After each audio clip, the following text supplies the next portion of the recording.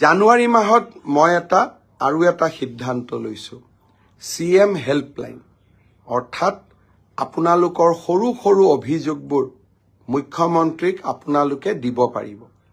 এটা নিৰ্দিষ্ট landline number থাকিব নিৰ্দিষ্ট WhatsApp থাকিব আৰু নিৰ্দিষ্ট এটা পোৰ্টেল থাকিব ডে টু ডে লাইফত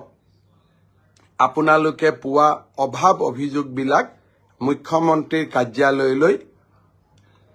প্ৰত্যক্ষভাৱে পঠিয়াব পাৰিব আৰু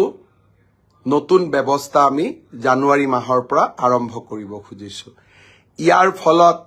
আপোনালোকে মই দেখি থাকো যে বিভিন্ন সৰু সৰু সমস্যাৰ কথা কয় চৰকাৰী কাৰ্যালয়ত গলে নহয় গৈ মুখ্যমন্ত্ৰী হিচাপে এই হেল্পলাইনৰ জৰিয়তে মই আপোনালোকৰ লগত থিয় হ'বৰ বাবে